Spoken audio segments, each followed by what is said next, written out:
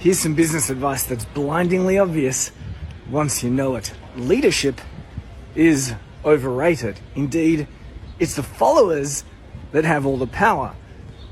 If you don't believe me, watch this. Today, I'm going to let Derek Sivers explain.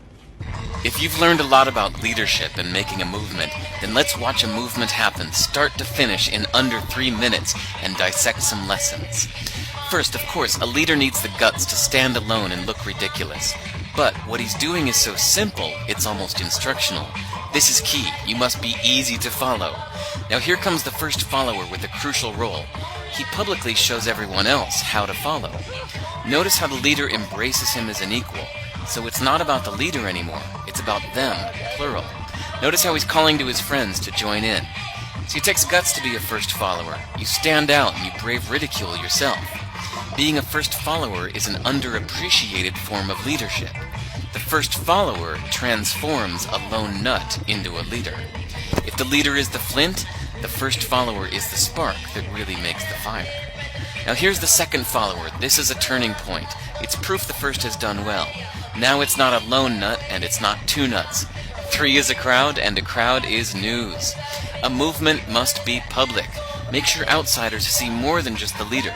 Everyone needs to see the followers because new followers emulate followers, not the leader. Now here come 2 more people, then 3 more immediately. Now we've got momentum. This is the tipping point, and now we have a movement. As more people jump in, it's no longer risky. If they were on the fence before, there's no reason not to join in now. They won't stand out, they won't be ridiculed, and they will be part of the in crowd if they hurry. And over the next minute you'll see the rest who prefer to stay part of the crowd, because eventually they'd be ridiculed for not joining. And ladies and gentlemen, that is how a movement is made. So let's recap what we've learned. If you are a version of the shirtless dancing guy, all alone, remember the importance of nurturing your first few followers as equals, making everything clearly about the movement, not you. Be public, be easy to follow. But the biggest lesson here, did you catch it? Leadership is overglorified. Yes, it started with the shirtless guy, and he'll get all the credit, but you saw what really happened. It was the first follower that transformed a lone nut into a leader. There's no movement without the first follower. See, we're told that we all need to be leaders, but that would be really ineffective. The best way to make a movement, if you really care, is to courageously follow and show others how to follow. When you find a lone nut doing something great, have the guts to be the first person to stand up and join in.